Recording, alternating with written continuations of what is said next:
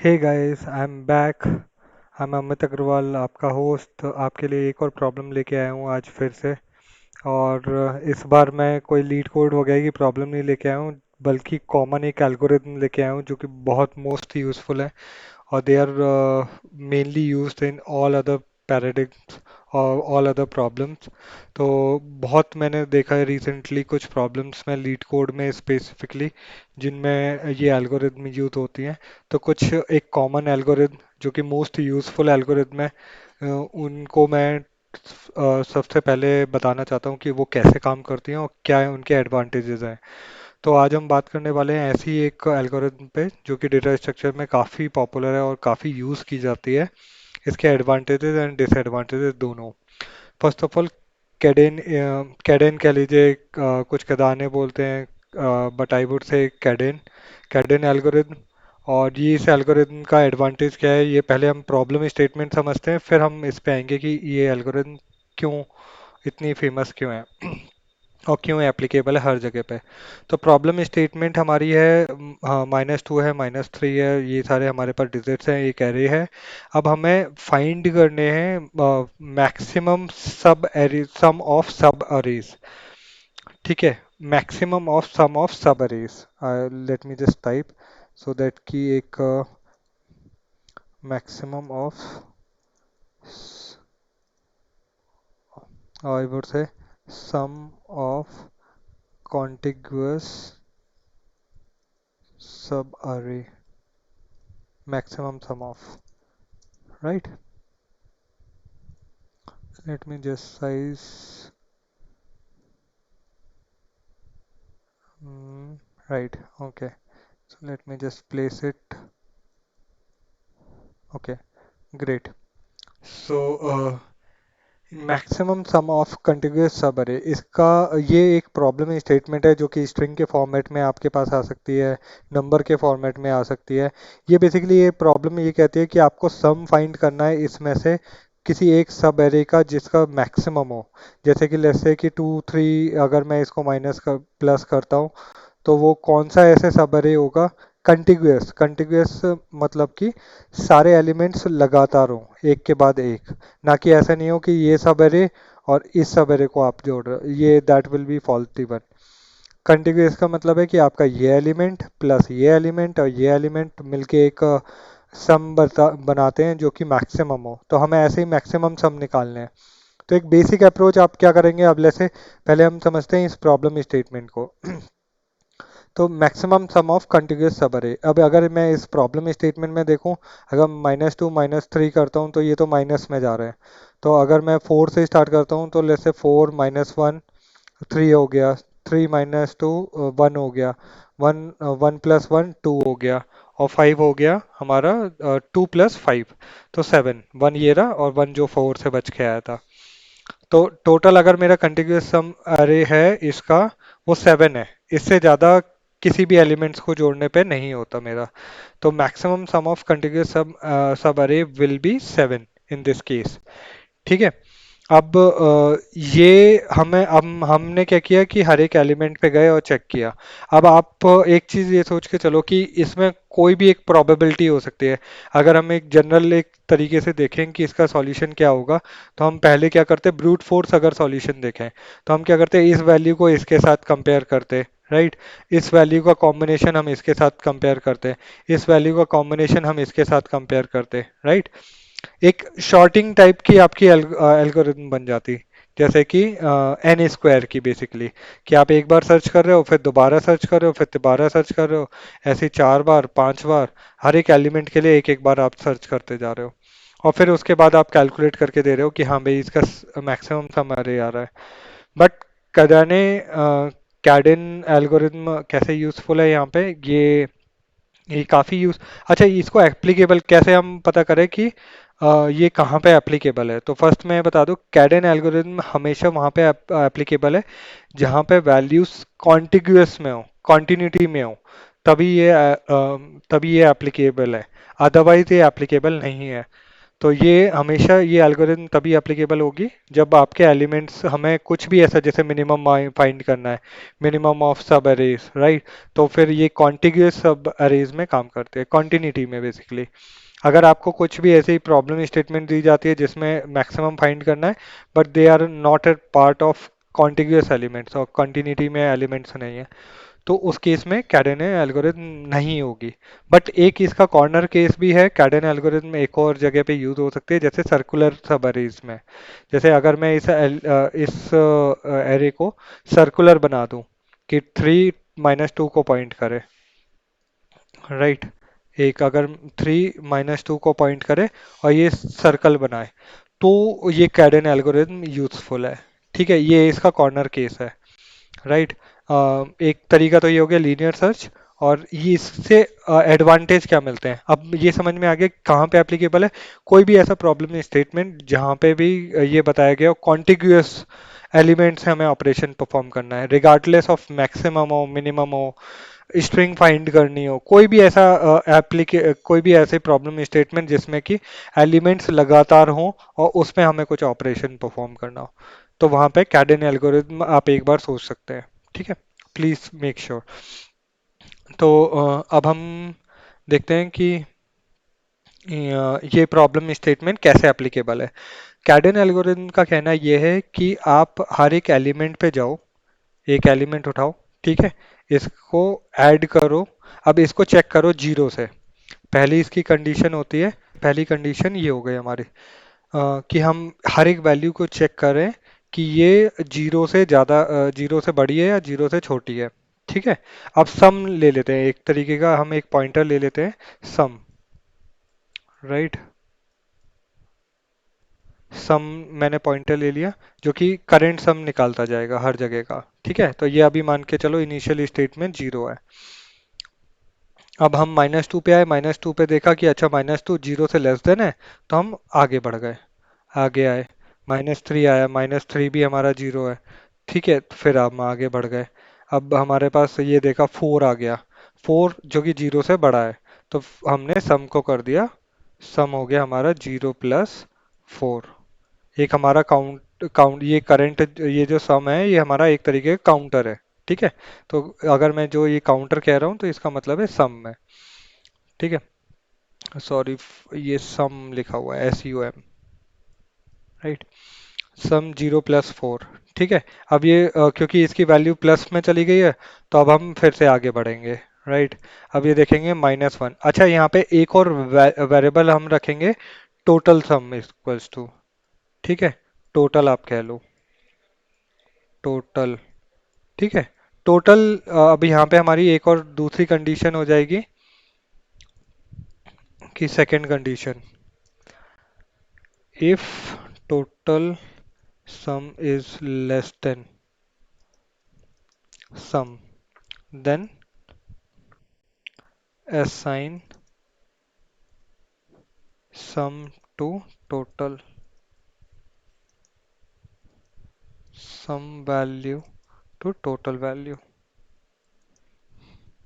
Right. इसका मतलब ये हुआ कि टोटल वाली वैल्यू अगर ये कहीं पर भी ऐसा लगता है कि जीरो हो गया, या फिर टोटल की वैल्यू ज़्यादा, वो सम की वैल्यू ज़्यादा है टोटल से, ठीक है, तो हम सम को एलोकेट कर देंगे टोटल में।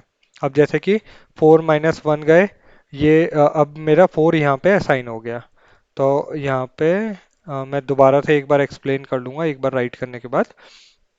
जैसे 4 आ गया, तो 4 के बाद अब -1 पे गए, -1 पे देखा, -1 किया, तो अब हमारा आंसर कितना है, 4 - 1 3 हो गया, तो सम हो गया हमारा 3। ठीक है, अभी हमने, और टोटल हमारा शुरुआत में जीरो था, बट क्योंकि पहले 4 आया था, तो 4 हमने असाइन कर दिया, राइट। अब हम चलते हैं इस पे, -2 आया, -2 कर दिया, राइट। ठीक है, थोड़ा सा छोटा कर देता हूँ सो दैट कि स्पेस मिल जाए मुझे। हम्म अब -2 कर दिया, -2 के बाद मैं -2 के बाद अब क्या है, 1 है। ठीक है, अब हम गए इस पे एलिमेंट पे, अभी भी ये जीरो से ज़्यादा ही है। ठीक है, और लेकिन जो 4 - 1 करने के बाद 3 आया, 3 और फोर टोटल को चेक किया कंडीशन से, तो टोटल सम लेस देन है नहीं है। ठीक है, तो ये 4 की 4 रहेगा। फिर दूसरी वैल्यू पे गए थे यहाँ पे -2 पे, तो -2 और -1, 4 का इक्वल्स कितना हुआ, ये हुआ हमारा 1। ठीक है, बेसिकली हम क्या कर रहे हैं, यहाँ पे हर एक एलिमेंट को उठा रहे हैं एक तरीके से, और उसकी वैल्यू चेक कर रहे हैं कि सम जहाँ पे भी सम 0 से ज़्यादा हो रहा है, उस से लेके हम उस तक की वैल्यू कैलकुलेट कर रहे हैं। अब जैसे कि अगर एक ओवरऑल हाई हाई ओवरव्यू बताऊं, तो माइनस को हमने निगलेक्ट कर दिया, माइनस को ये निगलेक्ट कर दिया, 4 को इंक्लूड कर लिया, 4 से तब तक हम चल रहे हैं जब तक कि ये 0 से नीचे नहीं चला जाता। ठीक है, और जो भी मैक्सिमम वैल्यू है वो हम टोटल में असाइन करते जा रहे हैं। राइट, या फिर टोटल मैक्स कह लो या फिर मैक्सिमम सम कह लो। ठीक है, आई वुड से टोटल कह सकते हो या मैक्सिमम सम कह सकते हो, या मैक्सिमम। ठीक है, अंडरस्टैंडिंग वाइज आपको अगर नई दिक्कत आ रही है तो मैं यहाँ पे लिख देता हूँ मैक्सिमम। राइट, तो अब जैसे मैं 4 से चला, 4 से -1 किया, -3 हो गया, वो 3 हो गया, फिर -2 करा तो 1 हो गया, 1 + 1 2, अभी भी ये 0 से ज़्यादा है तो ये 1 + 1 2, 2 हो गई वैल्यू। तो अभी भी देखा काउंटर 2, अच्छा 0 से ज़्यादा है तो सम हो गया, लेकिन टोटल अभी भी सम से ज़्यादा है, तो हम क्या करेंगे, 2 को 2 ही रखेंगे। अब 5 ऐड हो गया, जैसे ही +1 +5। राइट, अब मैं एक काम करता हूँ यहाँ पे, ऐसे वैल्यू अंडरस्टैंडिंग वाइज। ठीक है, तो मैंने जैसे 5 ऐड किया, अब वैल्यू जो है 2 + 5 7 हो गई मेरी वैल्यू। 7 क्या है, टोटल वैल्यू से ज़्यादा हो गई। राइट, तो अब हम क्या करेंगे, सम को, इसमें 4 को हटा के सम ऐड कर देंगे। ठीक है, टोटल 7। तो अब हम यहाँ पे 5 पे आए थे। राइट, दोनों कंडीशन हमने चेक करी और 7 कर दिया। अब हम आगे गए, -3 देखा, -3 हमने -3 किया यहाँ पे, -3 में करते ही हमारा जो आ गया 4 आ गया आंसर। लेकिन 4 क्या है, सम की वैल्यू है। अब सबको सम को फिर से कंपेयर करेंगे टोटल सम से, टोटल से देखा, अच्छा सम टोटल जो है पहले से ऑलरेडी ज़्यादा है, तो टोटल को हम चेंज नहीं करेंगे। ठीक है, तो अब एक ओवरव्यू फिर से दे देता हूँ कि ये क्या प्रॉब्लम है। प्रॉब्लम ये है कि हमें सारे के सारे वो एरे निकालनी है, वो सब एरे निकालनी है जो कि जिनके सारे एलिमेंट्स को ऐड करके, सॉरी यहाँ तक, है ना, जिनके सारे एलिमेंट्स को ऐड करके हमें एक मैक्सिमम सम निकल के आता है। ठीक है, मैक्सिमम सम के केस में, अब जैसे मैं मिनिमम कहता तो मिनिमम में फिर मैं निगेटिव काउंट करता और 4 को हटा देता, तो उसके केस में फिर मैं ये जो लॉजिक है वो उल्टा चलाता। ये बेसिकली प्रॉब्लम स्टेटमेंट पे डिपेंड करता है। अभी हम मैक्सिमम सम के लिए देख रहे हैं, तो मैक्सिमम सम के लिए देख लेते हैं। मैक्सिमम सम में मैंने काउंटर इन दोनों की वैल्यू को 0 किया। ठीक है, आप इसको लिख के मैक्सिमम लिख लो। ठीक है, अंडरस्टैंडिंग वाइज मेरे ख्याल से मैक्सिमम से ज़्यादा समझ में आएगा। ठीक है, तो सम की वैल्यू 0 है और मैक्सिमम की वैल्यू 0 है। अब हम यहाँ पे गए, -2 है छोड़ दिया, -3 है ऐड कर दिया सम में, और 0 की वैल्यू 0 है। ठीक है, अब -3 पे गए, -3 भी 0 से नीचे है, चलो आगे बढ़ गए, 4 आ गया, 4 हमारी सम वैल्यू थी तो सम को ऐड कर दिया, और मैक्सिमम मैक्सिमम 0 था पहले, तो अब मैक्सिमम की वैल्यू को हमने 4 कर दिया। है ना, ऐसे ही हम तब तक चलते गए जब तक कि हमें वैल्यू 0 से नीचे नहीं मिल गई, या फिर बड़ी से बड़ी वैल्यू नहीं मिल गई। ऐसे ही कैडन एल्गोरिथम काम आती है। ये है सब एरे जो कि हमारी यूजफुल है, जिससे हमारा रिजल्ट आएगा 7। ठीक है, जो कि इसका आंसर है। अब इसके एज केसेस क्या क्या हैं। एज केसेस ये हो सकते हैं कि ये सारी ही वैल्यूज निगेटिव हो। ठीक है, अब अगर सारी ही वैल्यू निगेटिव है तो हमारा थर्ड यूज केस। ठीक है, if all values are negative then return 0। ठीक है, क्योंकि हमें सम फाइंड करना है, राइट, मिनिमम सम नहीं, मैक्सिमम सम फाइंड करना है, मिनिमम सम नहीं फाइंड करना। अगर मिनिमम करना होता तो हम रिटर्न 0 करने के बजाय, रिटर्न 0 हम रिटर्न 0 करने के बजाय हम मिनिमम से मिनिमम वैल्यू निकाल के लेके आते। राइट, समझ गए। अगर सारे निगेटिव वैल्यूज हैं तो हम 0 रिटर्न कर देंगे कि भाई हमें कोई भी ऐसा मैक्सिमम सम नहीं मिला, और मैक्सिमम सम हमारे केस में 0 है। ठीक है, इसमें वो नहीं है कि मैक्सिमम सम आप ऐड करके वो माइनस में कुछ वैल्यू आ रही है। ठीक है। अब दूसरा केस, कोई भी ऐसी जैसे कि एक और एक अनदर यूज केस है, जैसे कि आपकी एक ही वैल्यू है सिर्फ एरे में, तो आप क्या करेंगे, तो वो आप उस केस में अगर वो निगेटिव वैल्यू है और जीरो से नीचे है तो आप जीरो को रिटर्न कर देंगे। अदरवाइज वही जो वैल्यू है पॉजिटिव इंटीजर वो आप रिटर्न कर देंगे। ठीक है, वो एज केस हो गया एक। राइट। एक सर्कुलर केस मैंने बताया था स्टार्टिंग में। सर्कुलर केस में ये है कि अगर आपकी ये एल्गोरिथम चलती जा रही है और आपकी सर्कुलर एरे है, ठीक है, उसके केस में कैसे चलेंगे, वो एक डिफिकल्ट सॉल्यूशन है।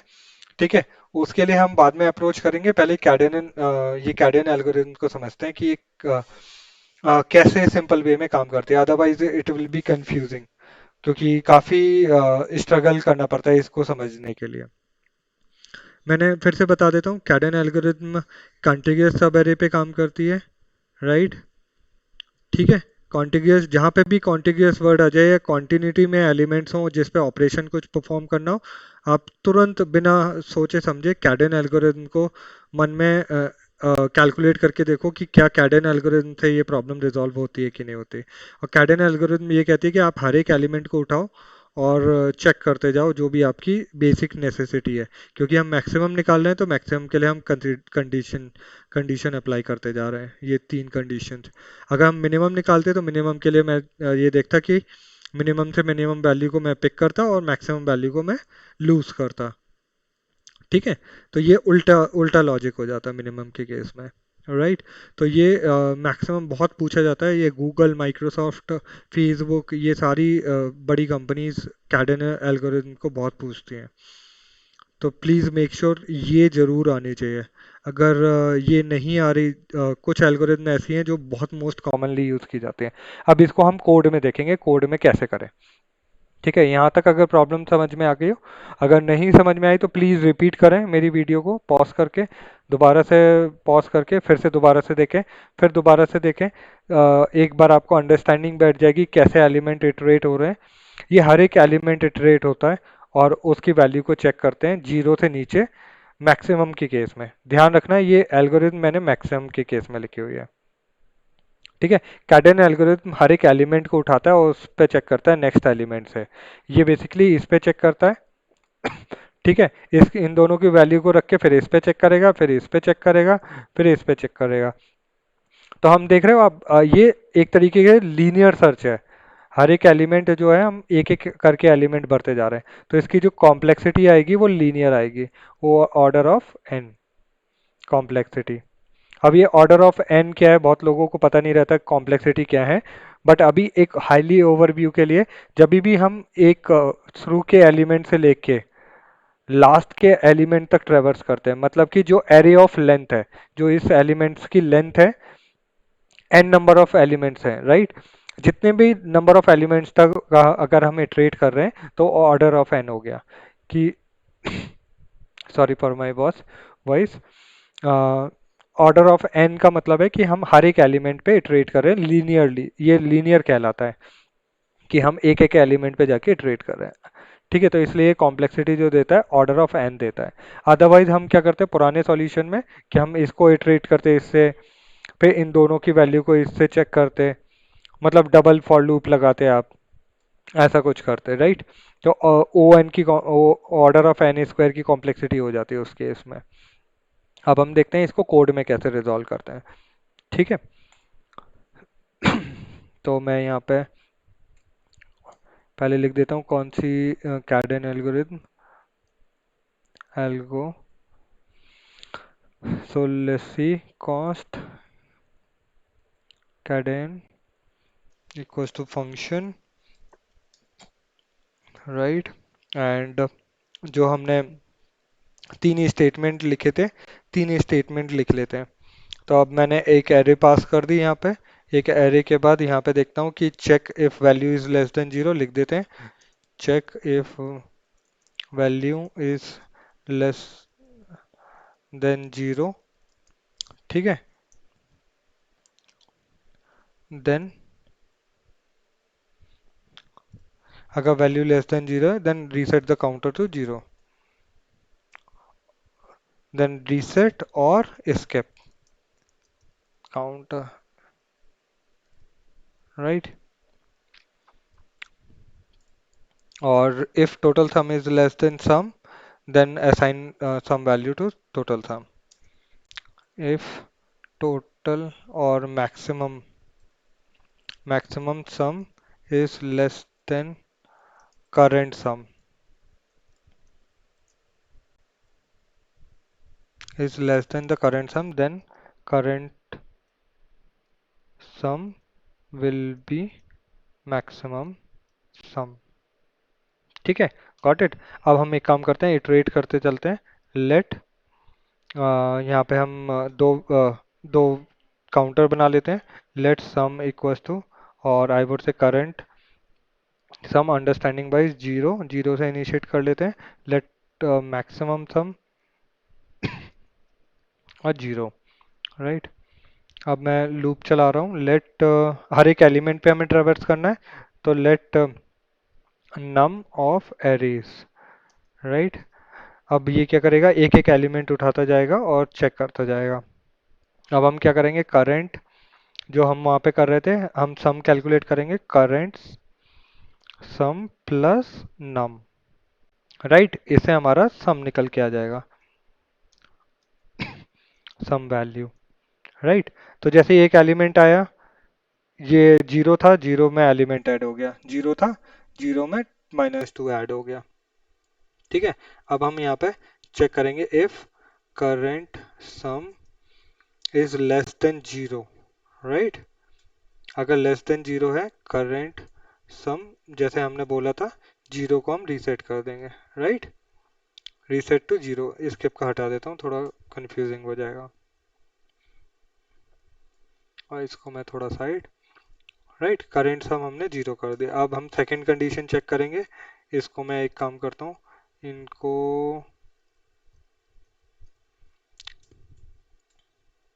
यहीं पर लिख देता हूँ, सो दैट कि एक अंडरस्टैंडिंग बनी रहे कहाँ पे क्या चल रहा है, ठीक है। ये एक तरीके से सूडो कोड हमने लिख रखा था अपनी लैंग्वेज में, राइट। अब यहाँ पे, अब अगर मेरा मैक्सिमम, मैं हमेशा ही टोटल कह रहा हूँ बार बार, क्योंकि मैं टोटल से रिजॉल्व करता आ रहा हूँ, तो इसलिए सो टोटल याद रहता है। अगर maximum sum less than current sum, ठीक है, तो आप क्या करोगे, आप मैक्सिमम सम को करेंट सम कर दोगे।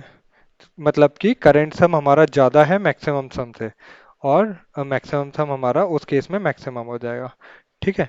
और रिटर्न करा दोगे। आपको हमें क्या रिटर्न कराना है इस केस में, मैक्सिमम सम रिटर्न कराना है, तो मैक्सिमम सम रिटर्न करा दिया, राइट। अब एज केसेस क्या क्या है, पहले एज केसेस देख लेते हैं।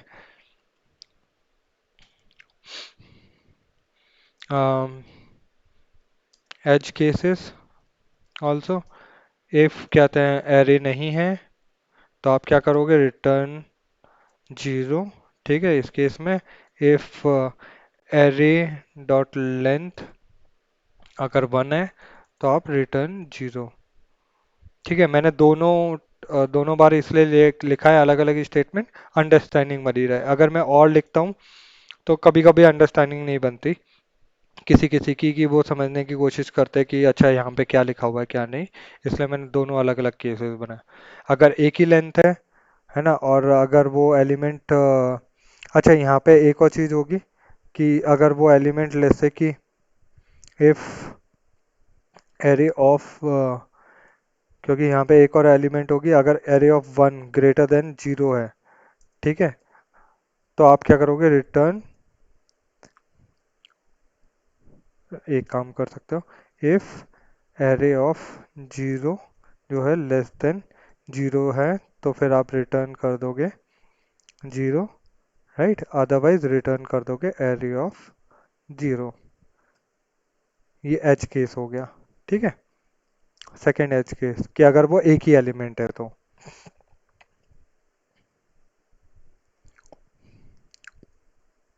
और यहाँ पे हमारी कैडन एल्गोरिथम, एल्गो, राइट। अब हम इसको टेस्ट करते हैं। राइट, अब मैं एक और बार गो थ्रू कर देता हूँ। हमने पहले चेक किया एरे है या नहीं है, अगर एरे नहीं है तो जीरो रिटर्न कर दो। अगर एरे है और लेंथ उसकी, एक काम करते हैं यहाँ पे एक और चेक लगा देते हैं, जस्ट फॉर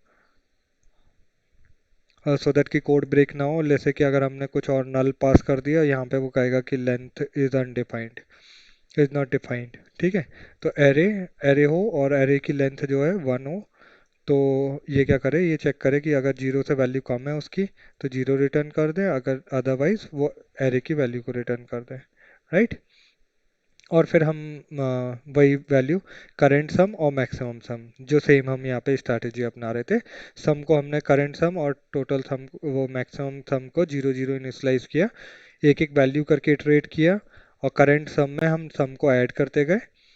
ठीक है, तो सम को हमने ऐड करते गए और चेक करते गए कि वो जीरो से नीचे है तो जीरो कर दे, है ना, जैसे माइनस में जाता है तो जीरो कर दे, और अगर वो पॉजिटिव साइड जा रहा है तो ये चेक करते जाए टोटल से कि टोटल जो मैक्सिमम सम है वो करंट सम से छोटा तो नहीं है। ठीक है, अब हम इसको टेस्ट करते हैं, टेस्टिंग टाइम। ठीक है, तो let array equals to element हम वहीं से उठा लेते हैं, -2 -3 4, -2 -3 4, और फिर हमने वन, -1 था, आई गेस -2 था, क्योंकि -2 के बाद 1 हो जाता है, फिर 1 था, फिर 5 था, और फिर शायद -3। राइट, -3 था। ठीक है, कंसोल लॉग कर लेते हैं कि भाई रिजल्ट क्या हो, क्या आता है, रिजल्ट और maximum some of contiguous contiguous सब एरे।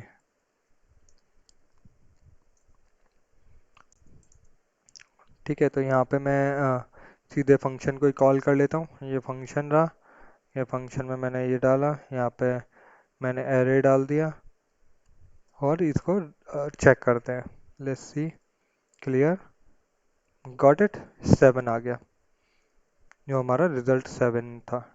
ठीक है, ये था। अब हम दूसरे एज केसेस भी चेक कर लेते हैं, लेट नल एरे, ठीक है, जिसमें हमारी ब्लैंक एरे हो, या फिर ब्लैंक एरे कर लो, blank array, right, let one element array, हमें हमेशा एज केसेस जरूर चेक करने चाहिए, वन, और one element, one negative element array, -1, इसके केस में क्या रिटर्न करेगा, तो हमारी एक्सपेक्टेड वैल्यू जो होगी इसके केस में जीरो होगी। राइट, इसके केस में भी हमारी, इसके केस में हमारी 1 होगी, इसके केस में हमारी माइनस वो जीरो होगी, जब भी माइनस में जाएगा ये जीरो रिटर्न करेगा। ठीक है, ये हमारे एज केसेस हो गए। एक हो गया let negative numbers, negative numbers, जिसमें सारे ही नंबर मेरे निगेटिव हैं, -3, लेट्स से -1, -2, -4, -7। ठीक है, इसके केस में भी ये हमें जीरो रिटर्न करना चाहिए। राइट, तो हम ये हमारे पास कुछ कॉर्नर केसेस हो गए जो बेसिक कॉर्नर केसेस है। बहुत सारे और भी कॉर्नर केसेस हो सकते हैं, बट अभी के लिए मैं ये लेके चल रहा हूँ। एक तो यहाँ पे शॉर्टकट काम नहीं करते तो मुझे कॉपी पेस्ट ही करना पड़ेगा। I guess let's say blank array, यहाँ पे मैं लिख देता हूँ एरे, और ये हमारा हो गया ब्लैंक एरे के केस में, ये हमारा हो गया one element array, one negative element array. Right, मैं छोटा छोटा इसलिए लिख रहा हूँ क्योंकि ये, और निगेटिव नंबर्स, निगेटिव नंबर्स। ठीक है। अब मैं यहाँ पे वही वैल्यूज पास करता जाता हूँ, negative numbers, right, one negative element array. मैं थोड़ा सा साइड कर देता हूँ इसे, या फिर इसको थोड़ा सा बड़ा। अरे,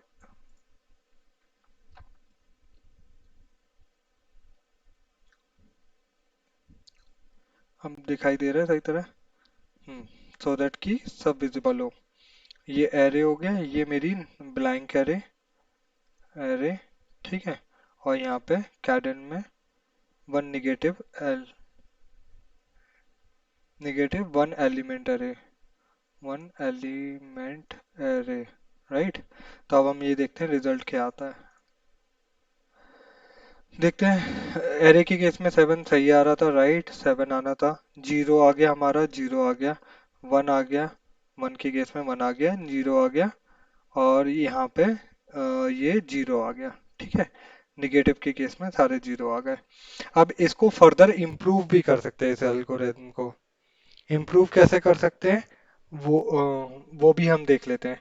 इम्प्रूव करने के लिए सिंपल और भी हमारे पास तरीके हैं जिन पे हम और इम्प्रूव कर सकते हैं। जैसे कि मैं जो जीरो से काउंटर स्टार्ट कर रहा हूँ, मैं फर्स्ट एलिमेंट से स्टार्ट कर सकता हूँ। ठीक है, तो अगर मैं इस एल्गोरिथम को थोड़ा सा कॉपी पेस्ट करके और इम्प्रूव कर देता हूँ। इम्प्रूव किया थोड़ा सा easy readability wise, basically, right. अब मैंने ये पेस्ट किया और इसको मैं कमेंट कर देता हूँ, सो दैट कि, और इनको हम ऊपर ले चलते हैं। हमारा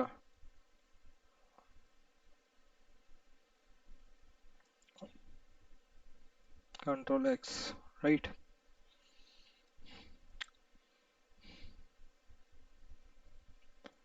राइट।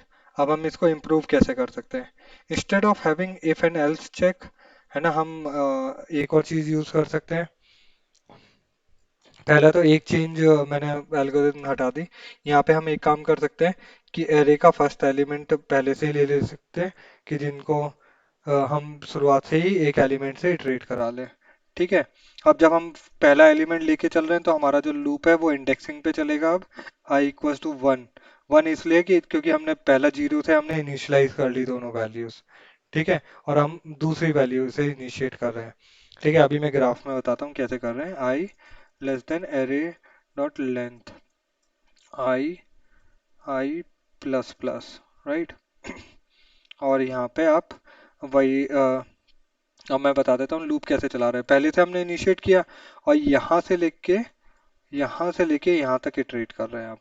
ठीक है, अब हम एक एलिमेंट को छोड़ के इटरेट कर रहे हैं, राइट। इम्प्रूव करने का मतलब और इम्प्रूव करने के भी तरीके हैं, बट ये इजी वन है। और हम करेंट सम को बोलते हैं। अब करेंट सम को हम मैथ डॉट मैक्स फंक्शन से निकाल के लेके आते हैं। कैसे निकालेंगे, मैथ डॉट मैक्स में हम एरे ऑफ जो हमारा आई था, अभी आई जो है करंट एलिमेंट, जो हम करंट एलिमेंट है, बेसिकली करंट एलिमेंट इस केस में ये वाला है, राइट। मैं एक काम करता हूँ, एक नई एरे बना लेता हूँ अंडरस्टैंडिंग वाइज, तुरंत ही।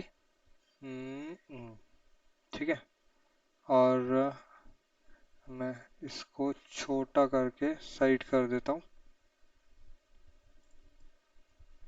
राइट। थोड़ा सा गौच पौच हो गई, सॉरी गाइस। मैं इसको, ठीक है, -2, जल्दी से -2, -3, 4, please bear with me, -2, 1, 5, -3, right. ये ये ये ये ये, राइट। अब हम कह रहे थे कि हम क्या कर रहे हैं, करेंट सम जो निकाल रहा हूँ मैथ डॉट मैक्स से। मैथ डॉट मैक्स फंक्शन जो है, आप कितनी भी वैल्यू पास करोगे उसमें जो मैक्सिमम होगा उसको फाइंड आउट कर लेगा। ठीक है, तो अब मैं इससे तो मैंने इनिशिएट किया था, इससे मैं लूप चला रहा हूँ। यहाँ पे मेरे काउंटर वैल्यू है और यहाँ पे मेरा इनिशियल आई वैल्यू है। ठीक है, जो आई वैल्यू है, ये जो आई थी, राइट, ए ऑफ आई। अब मैं चेक कर रहा हूँ ये जो वैल्यू है और ये जो वैल्यू है, सम जो है बेसिकली, पुराना जो सम है, सम जो था हमारा, सम का जो काउंटर था, वो वो और जो कर ये वाली जो वैल्यू है वो कौन सी मैक्सिमम है। ठीक है, तो अब हम वो करेंगे current of sum plus A R R of i. ठीक है, ये क्यों किया? क्योंकि हम जब भी वैल्यू को सम करेंगे तो हम इन दोनों का सम निकाल के करेंगे।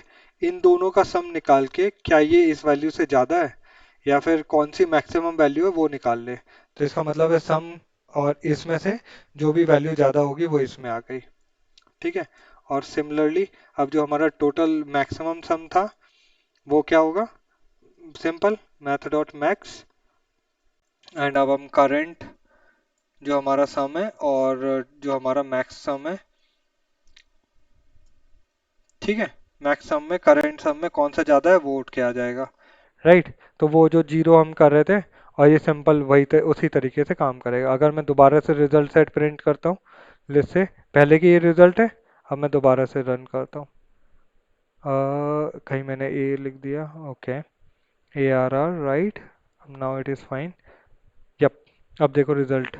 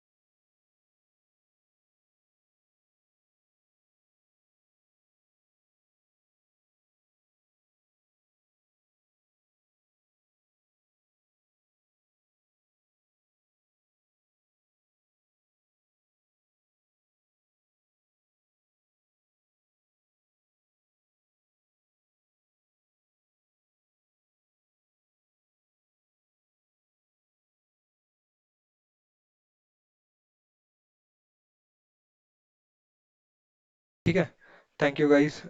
मैं नेक्स्ट वीडियो ऐसे ही एक एल्गोरिथम है उस पर बनाऊंगा जो कि काफ़ी यूज़फुल है। ध्यान रखिएगा ये हमेशा सब कॉन्टिग्यूअस अरे पे चलती है और इसकी कॉम्प्लेक्सिटी ऑर्डर ऑफ एन है। ठीक है, क्योंकि हर एक एलिमेंट पे ट्रेड कर रही है। Great guide, thank you, and please do subscribe.